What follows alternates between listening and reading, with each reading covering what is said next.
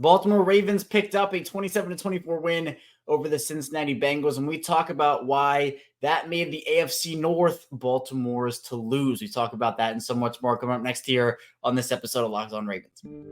You are Locked On Ravens, your daily Baltimore Ravens podcast, part of the Locked On Podcast Network, your team every day.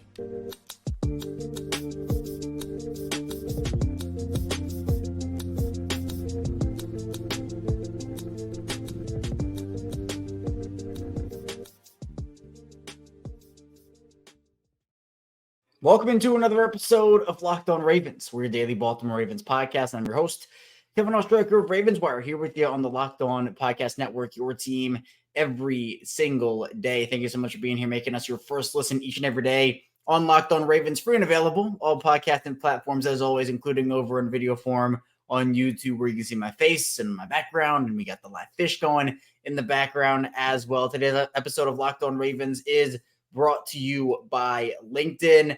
And LinkedIn Jobs helps you find the qualified candidates you want to talk to faster. Go your job for free at linkedin.com/LockedOnNFL, linkedin.com/LockedOnNFL to purchase your job for free. Terms and conditions apply. And we're back after the Ravens pick up a massive, monumental, really, 27-24 win over the Bengals. And we're going to talk about that here today throughout the rest of the week. We are a 5-day-a-week Ravens podcast, so any Ravens news, analysis, updates, we have it here for you. We're actually, during the season, we're more than 5 days a week because we do live stream every Sunday after the Ravens play. So we do live reactions to the games, and then obviously throughout the week we talk about it even more. So you can subscribe on YouTube, subscribe in audio form, subscribe on subtext too for more exclusive text content from me, one-on-one conversations, and other Locked On Ravens, Ravens analysis and news to your phone through text. So it's been a really cool way to build up the community a little bit and get to know some of the listeners and the watchers. So that's been awesome. So be sure to subscribe on there if you ever so want to. But we're going to be talking AFC North today. The Ravens and Bengals played yesterday. The Steelers and Browns play tonight. So we're not going to have a full grip on what the early AFC North picture is until after that Monday night game between Cleveland and Pittsburgh. But I do think the win that the Ravens picked up yesterday does so much for them in so many different ways. And I want to talk about that over the course of the show today, and especially in the first segment, diving into why I think now the AFC North is the Ravens to lose. And this game in particular has it's so bearing as to why I think that's the case. So we'll talk about that in the first part of the show. Then we'll get into more of a recap of the Ravens and Bengals game. We'll talk about how the Ravens won, what the Ravens did right, what the Ravens did wrong, players who stepped up, and more. Then we'll get into some injury updates from players who got hurt in the Bengals game. We'll also kind of do a little bit of a 180 and talk about the Texans injuries as well, and just when those guys could come back and reinforcements that could be on the way for Baltimore soon. So a lot to dive into today. Let's first start off with the AFC North. This was a game in so many ways that we might be looking back on this in December or January and thinking that, yeah, you know what? Out of all the games the Ravens played, this game was the most important for multiple different reasons. One, you can just talk about seeding and the way that the AFC is going to be this year.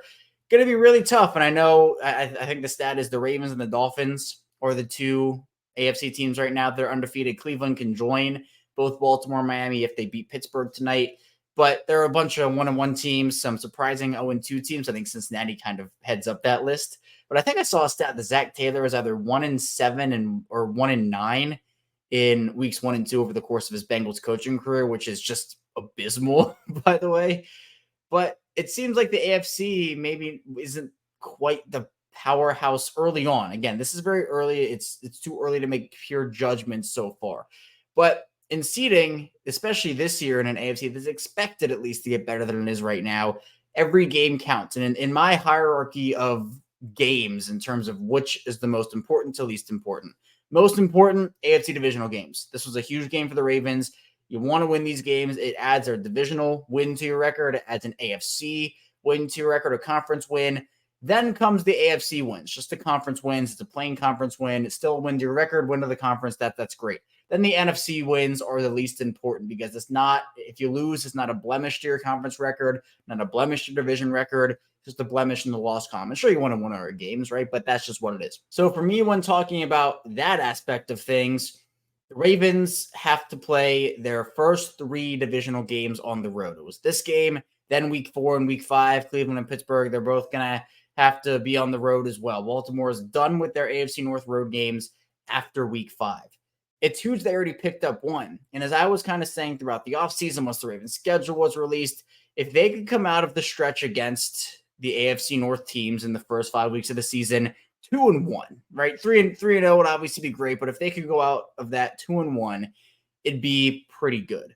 I was expecting that loss to come to the Browns, I think I said. Maybe it was Pittsburgh. I think I have the Ravens splitting with both those teams this year. I can't remember what I said.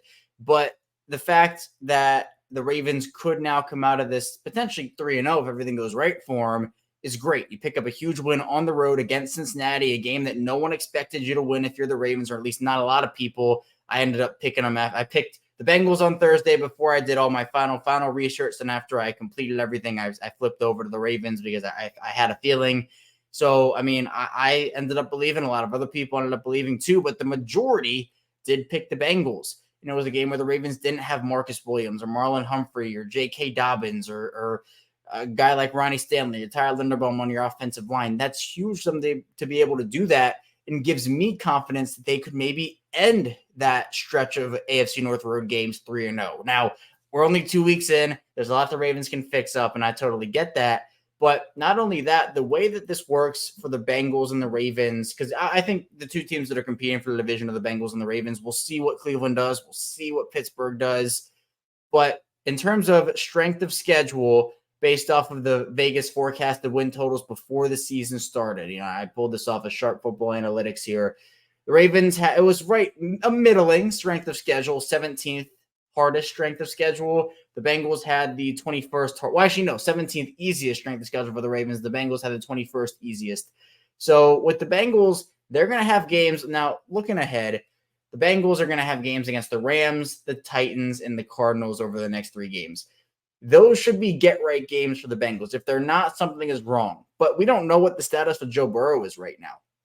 We don't know if the calf injury is going to be something that's going to hold him out for a while. Definitely seemed like it was hindering him yesterday against the Ravens. So maybe the Bengals decide to hold him out and they drop a game or two there, and it lowers their divisional record. Now, 2-0 is, at this point in the season, great for the Ravens to be at. 0-2 for the Bengals is not impossible for them to climb out of that hole. But the Bengals also have games against San Francisco, against Buffalo, another game against Baltimore, Pittsburgh, Jacksonville, Minnesota, Pittsburgh again, Kansas City, Cleveland again. Those are a lot of hard teams there. Now, Baltimore also has their fair share of hard teams. Don't get me wrong. They also have the San Franciscos and the Jacksonvilles, et cetera, et cetera. But for what the Ravens have left, I mean, the Bengals are one of the games that a lot of people had circled and saying, yeah, you know what, this could be a game that the Ravens end up losing and it would be okay. But the Ravens go into Cincinnati, they pick up a win. And to me, it's super important that they had won this game, and it's so big that they did, because now I think it gives the Ravens a grip on the AFC North, an early grip. An early grip is different than a late season grip. Obviously, it's much easier to lose an early grip on the division. We're only 2 weeks in, as Lamar Jackson said, doesn't really mean anything yet, right? They say there's still 15 weeks to go, and a lot can change. But for now, for the first 2 weeks of the season, I think it's the Ravens division to lose. And does that mean the Ravens are going to win the division? No. I mean, you have to go through the next 15 weeks. I'm not all of a sudden saying, well, there's no way the Ravens lose the division now. I'm just saying that they're in a much better position at this point right now, as I think a lot of people projected them to be. I think most people projected them to be the Texans, right? But then the Bengals game was kind of the flip game, where you're saying, well, you know what, the Ravens could be in a really good position, 2-0 versus 0-2, or it could be 1-1, and there's less leeway for the Ravens to make a mistake, let's say, or for less leeway even for the Bengals to make a mistake. But now there's even less leeway for the Bengals to make mistakes. And not only that, the Bengals offense just did not look good and has not looked good for 2 straight weeks. There are a lot of schematic issues with the Bengals offense. There's execution issues as well. Penalties killed them. And obviously penalties are the Ravens a little bit. We'll get to those. But it just feels like the Bengals aren't where they need to be, and it feels a little different from last year when they started 0-2, and then they climbed out of that hole with really strong play.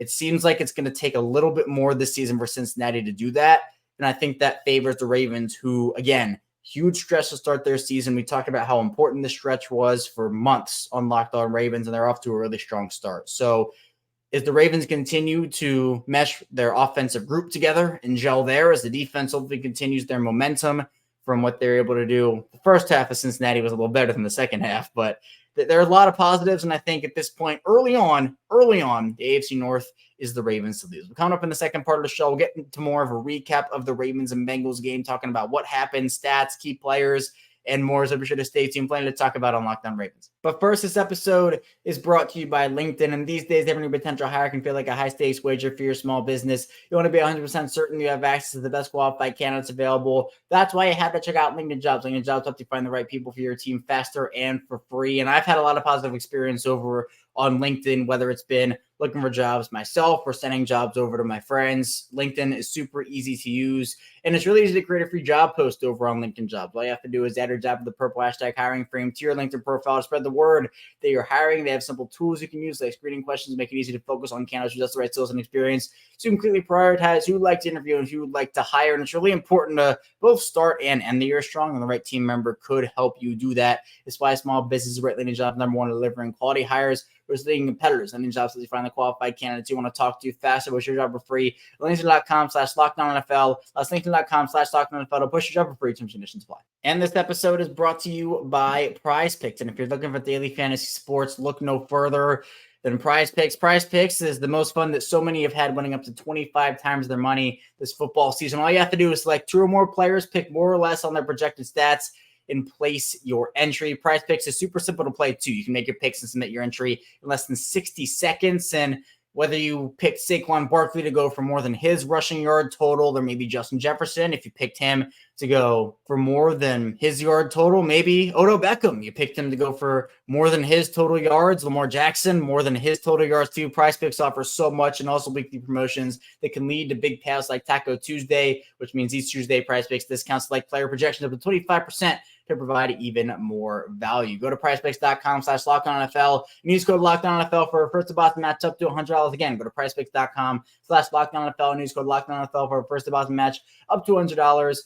PrizePicks, daily fantasy sports made easy. We're back here, our second part of Locked On Ravens here on Monday. Kevin Osberger still here with you after the Ravens pull off a great, monumental, and massive 27-24 win over the Cincinnati Bengals in a game that I feel like the Ravens had a lot of control over in the first half. Some of it slipped away in the second, but Baltimore was still able to get the job done. And we did a live stream over on the Locked On Ravens YouTube channel. You can subscribe and turn notifications on for that. Also, you can subscribe in audio form because I put it out in audio form after the fact, so you're not missing anything if you're an audio listener or a video watcher. I appreciate everybody all the same, whether you're an audio listener or a video watcher. But you can check out a more, I'd say, in-depth, because we recap for 3 straight segments, whereas this one we're going to do the second segment. It's more of a quick recap.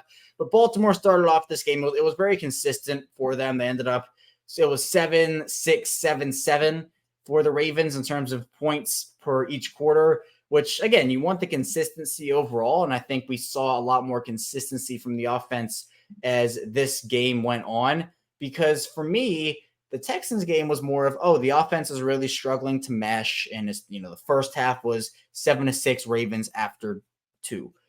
This game, the Ravens end up being up 13-10 at the half, but it felt better. Lamar Jackson finished 24-33 for 237 and 2 touchdowns. Also was really great on the ground, led the Ravens in terms of rush yards, 12 for 54 from him, and was just making Bengals defenders miss everywhere. The Bengals must have been so frustrated. I can imagine being a Bengals defender after that game. We saw Lamar just constantly juke out Bengals defenders and make something out of nothing. A Bengals defender would have him in the backfield for a sack. He'd escape that and he shoveled it off to Justice Hill on one play, which was Lamar Jackson, Houdini, Cincinnati magic. He was making stuff happen, and on a crucial third down late in the game, he did that as well. The Bengals had everything covered, and that's the frustration of defending Lamar Jackson. You can do everything right, everything perfectly, and Lamar can still carve you up and go for 5, go for 10, go for 20. He's that good and that dynamic of a player, and I think we saw that on full display from him. I think he was smart with the football for the most part. Now, he's a little loosey-goosey. He's a little loosey-goosey with that ball. I would like to see a little more ball security on some plays from him, but I guess you pick and choose. I'm sure he'll get that cleaned up. I know he was frustrated after the Texans game with the fumbles and the turnovers and stuff, but I think he'll get that cleaned up as the season ends up going on. Rushing wise, Gus Edwards had 10 carries for 62 yards and a touchdown, comes out to 6.2 yards per carry. Justice Hill, 11 for 41. Devin Duvernay, 3 for 15. Zay Flowers, 1 for 6. So Baltimore opts for the 2 running back approach. Melvin Gordon was activated from the practice squad, but did not get any carries in this one. It was Gus with 10. And Justice Hill had more carries than Gus Edwards, but Gus Edwards was far more productive. And Gus is just consistent. I mean, he's a career 5.0 plus yards per carry average guy, north-south runner who's added to his game each and every season. The Gus bus has been rolling for a while in Baltimore, and I'm really happy he's beginning to pick up some steam here. Receiving-wise, we see Odell Beckham Jr. go down with an ankle injury. We'll get to that more in the final part of the show. But in that, Nelson Aguilar steps up with 5 receptions for 63 yards and a touchdown. And it felt different because last year, I think everybody knew what it was. And I've talked about this so many times. If you're an everyday, you've heard me say this a million times. I think I even said it yesterday on the live stream. But with the Ravens last year, we knew if Rashad Bateman went down, it was over. There was nothing the Ravens could do. Rashad Bateman was the Ravens wide receiver room. Not only did Bateman go down, we all know Devin Duvernay went down. It was pure chaos and pure disaster. Odell goes down in this game. You just feel so much better about the depth with Rashad Bateman, with Zay Flowers, with Nelson Aguilar, with Devin Duvernay. They had so many guys who you could put in and say, you know what? I feel pretty confident in what they have right now. Aguilar made a bunch of really nice catches, great tracking on the touchdown, great throw from Lamar too. Lamar made a lot of really nice throws and just felt really calm and collected in the pocket as a whole. Zay Flowers, 4 for 62, including a bomb 52-yard shot from Lamar where the throw was perfect. Zay kind of jumps up. I think it hit him in the face, and the Bengals defender smacked him in the face or something. But he comes down with the ball. It was a huge gain. Got up and did a spin move like Jacoby Jones in the Super Bowl against the 49ers, but he was touched. So all that didn't count. Mark Andrews came back 5 for 45 and a touchdown for him. So good to see Mark back on the field. Odell 3 for 29. Rashad Bateman 3 for 18. Justice Hill 3 for 12. Isaiah Likely 1 for 8 receiving wise. Defensively, Geno Stone stepped up to the plate yesterday. 1,000%. 9 total tackles for Geno Stone, also with an interception. Should have had 6. He could have cut back inside. I think he got a little too happy feet with it and didn't really know what to do. I don't know what it was. I'm actually curious to hear about what he has to say about it. But he ended up going out of bounds where I think it was only Joe Burrow and maybe one Bengals defender a little further down the field, and he went out of bounds instead of cutting it inside. But Geno played a great game. He had 14-point swing there. The Bengals are driving, picking up momentum in the red zone, and Geno Stone just comes and takes away all of it. And I think the next play was actually that 52-yard pass to Zay Flowers. So massive play from Geno Stone. Patrick Queen, 8 total tackles. Roquan Smith had 5. Darius Washington had 5. JP and Clowney, if you listen to the crossover, you heard me say, we always do the player who makes the biggest impact. It's always Lamar. It's always going to be Lamar, but I don't like saying Lamar because I want to give a different player that's not Lamar. I said Jadeveon Clowney, and everybody looked at me like I was crazy. Look what happened. He played a really nice game. Had the Ravens only sack, a couple really nice run stops for him. Other guys with 4 tackles, Travis Jones, Kyle Hamilton, and Brandon Stevens. Quick team stats here. The Ravens ended up holding the ball for about 6 or 7 minutes more than the Bengals did. 33-04 for the Ravens, 26-56 for the Bengals. The Ravens ended up having 7 more first downs to the Bengals. Both teams did pretty well on third down. The Ravens 9 for 14, the Bengals 10 of 15. But the difference in this game is the Ravens ran 13 more plays, had 1 more yard per attempt compared to what Cincinnati had, 5.9 compared to 4.9. The Ravens ran the ball a lot more than the Bengals did, but they gained just about the same total yards on the ground. Yards per rush, 4.8 for the Ravens, 4.4 for the Bengals. 6 penalties for 56 yards for the Ravens, which is so much better than their 13 penalty debacle in week 1. 5 for 30 for the Bengals, although I will say there were some weird penalties both ways for both teams. I think both teams have a right to complain about the refs, but it was both ways. It wasn't like they necessarily favored one or the other, although in some cases maybe they did. But the Ravens go 3 for 4 in the red zone. The Bengals 2 of 4. So overall, a huge, massive win for the Ravens. But again, there were some injuries. We'll talk about those injuries and what the Ravens could be looking at in terms of recovery times for those guys. And also when their other injured players could come back. So be sure to stay tuned. A lot to get to on Locked On Ravens. But first, this episode is brought to you by FanDuel. Snap into action this NFL season with FanDuel, America's #1 sportsbook. Right now, new customers get $200 in bonus bets guaranteed when you place a $5 bet. That's $200 in bonus bets, win or lose. If you've been thinking about joining FanDuel, there's no better time to get in on the action. The app is super easy to use. There's a wide range of betting options, including spreads, player props, over-unders, and more. So if you bet Zay Flowers overs, I think that was a pretty safe bet over on FanDuel. You might have won yourself a little bit of money with that. So be sure to visit FanDuel.com/lockedon and kick off the NFL season. FanDuel, official partner of the NFL. We return here to our final segment of Locked On Ravens, a Victory Monday edition. Kevin Ostraker still here with you, talking that 27-24 Ravens victory. Thank you so much for being here and making Locked On Ravens your first listen each and every day. You can subscribe for free, video form, in audio form. You can also subscribe over on Subtext for text updates. That's been a really cool part of everything. I want to keep mentioning it as we're kicking it off. We just kicked it off a couple weeks ago. It's been really fun to engage with everybody on there and send updates, personalized messages, and just get a feel for what everybody's feeling about the team. So for exclusive content and more, be sure to check out Subtext over there. But let's continue talking Ravens. Let's continue talking about this game and what happened during it. And I think a big part of it was injuries. Now, not as big, thanks to the injury gods, that it was not as big as week one, but the Ravens did, unfortunately, not escape the game totally unscathed. As I've mentioned throughout the show a little bit, Odell Beckham Jr. ended up leaving the game pretty early on with what was classified as an ankle injury, and you can kind of see where it happened. Lamar and Odell connected for a pass, and Odell was making some stuff happen after the catch, and I think cut outside, or maybe, he cut outside instead of just taking it inside, and the ankle kind of, I think, flexed on him a little bit.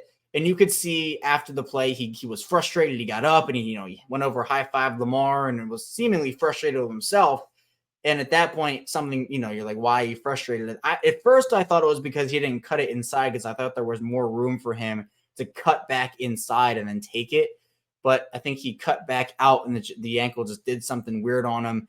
I think the Ravens kept him out more as a precautionary thing more than anything. Now, if this was the Ravens of old, if this was the 2022 Ravens, maybe you got to keep him in because you just don't have a lot of other proven options on that roster. But this is the difference. This is why you build up this depth. And honestly, the reason the Ravens won yesterday against the Bengals was because of their depth. Guys stepping in for injured players. Nelson Aguilar stepping up for Odell Beckham Jr. And obviously Zay Flowers in that conversation too. I don't want to disrespect Zay or anything like that. But Geno Stone stepping in for Marcus Williams. And I didn't even talk about, first of all, should have mentioned this probably in the first segment. Shout out to the offensive line. A huge, major shout out to the way that the offensive line performed. Everybody, look, I was pretty skeptic about, what? A lot of this concerns me with the way that the Ravens offensive line, one, played in week one against the Texans, but two, you're missing Tyler Linderbaum, who was your best offensive lineman in week one. Ronnie Stanley, who is an all-pro player. We can argue about, where is he today compared to where he was, but he's still really good regardless of the game he had last week, which was not wonderful. You're bringing in Patrick McCary to play left tackle, Sam Mustipher off the practice squad to play center, and both those guys showed up. Jonas Schaefer of the Baltimore Banner put out a really good stat from Next Gen Stats saying that Trey Hendrickson, who was really good, who was lined up against Patrick McCary, registered, I think, one pressure, maybe even no pressures, one of the two. Trey Hendrickson was pretty much rendered useless on the day. DJ Reader, who's been dominant over the course of his career, both in Houston and in Cincinnati, he's been a absolute terror for offensive linemen to block. Sam Mustipher did a really good job. Now, the Ravens did put some protections over to help Sam Mustipher, some double teams and just chips and all that stuff. But again, it's the scheme that worked, and Lamar Jackson, for the most part, did have pretty ample time to throw. Now, it wasn't every single play. There were some plays where the Bengals got pressure. The Bengals got to Lamar. But compared to what me and maybe a lot of other people thought, the offensive line did so well. And I was very impressed. I think, actually, according to Next Gen Stats, this game against Cincinnati was the lowest pressure rate Lamar Jackson's had in his entire career. I think it was 9.1%, if I'm not mistaken, which is, everything combined is so impressive. So, again, McCary and Mustipher stepping in for Linderbaum and Stanley. The Ravens don't win this game without quality depth. And as I talked about all offseason, you could go at most positions and say, oh, yeah, there are 3 or 4 guys you could probably trust. Not all, but most positions you could say that. Cornerback-wise, look, we got to give credit to the fact that without Marlon Humphrey, without Marcus Williams, the secondary held Jamar Chase to 5 receptions for 31 yards. Joe Burrow had 35 passing yards at halftime. He was on pace for less than week 1, where he had 82. Now, didn't end up finishing the game that way. I think the Bengals offense did click a little bit. Joe Mixon got involved, and T. Higgins torched the Ravens too in the second half. But look, the Ravens did enough to get a win here and pretty much stifled Joe Burrow in the first half of this game. Mike McDonald continues to be Joe Burrow, the Bengals' kryptonite. The Bengals offense has not really had a great game against the Ravens in the Mike McDonald era. I think that they've had yet to figure it out. And it's weird because I saw a lot of Bengals people, on social media and stuff saying, well, look, the Bengals built their defense for Lamar Jackson and they can't stop him. Well, I think the Ravens built their defense a little bit for Joe Burrow and the Bengals, and they can. I think it's working. I think the scheme is working. They're making Joe Burrow uncomfortable. He resorts to check downs, and the Ravens will say, we'll give you the check downs because we have sideline to sideline linebackers and physical players and fast players. The Ravens are saying, give that to us all day. We'll do that 100%. It's better than Jamar having the ball, T. Higgins having the ball. They can pick up, all those little chunk plays on slants and on check downs, and it'll be fine for them. But the other injury that ended up happening, well, back to Odell first before we get into the other one. John Harbaugh said that Odell's injury, he doesn't expect it to be serious. He ended up not playing the rest of the game. Obviously, we'll get more updates today as I'm, recording this late on Sunday. So we'll figure out what the Odell situation is. The other one was Odafe Oweh. We kind of saw Tavius Robinson getting some run, and I was wondering where Oweh was. I'm like, they're playing Tavius Robinson a lot in this game. He was dropping back into coverage, and I don't think the Ravens ever officially made an announcement on Oweh's injury, but apparently he got injured, and John Harbaugh said he also believes that one isn't serious as well. So we will see with those two, but other guys who could be coming back, maybe the Ravens get back Marlon Humphrey in week 3 against the Colts. We know Anthony Richardson. We're looking at maybe a concussion protocol for him. Again, I don't know the full extent of it right now as I'm recording, but we'll probably get more updates on that on Monday. Maybe Tyler Linderbaum and Ronnie Stanley can come back. I wouldn't bet everything on it, but it's possible. Marcus Williams, I'd still expect him to. I might honestly expect an announcement from John Harbaugh today on that. Maybe Williams made his decision, and Harbaugh's going to announce that. Whether he opted for surgery or to take a natural rehab process, I don't know, but I would expect Marcus Williams to be out for a little longer than the rest. I'd expect him to be the last guy back out of everybody, but we will see. The Ravens pick up a massive 27-24 win over the Bengals, and they move to 2-0 on the young 2023 season. I appreciate everybody for tuning in here to Locked On Ravens. You can subscribe, follow along, audio form, video form. You can go over on subtext as well. We're everywhere, and coming up tomorrow, more Ravens content continuing to break down this Ravens and Bengals game. So just stay tuned with us. See you right back here tomorrow on Locked On Ravens.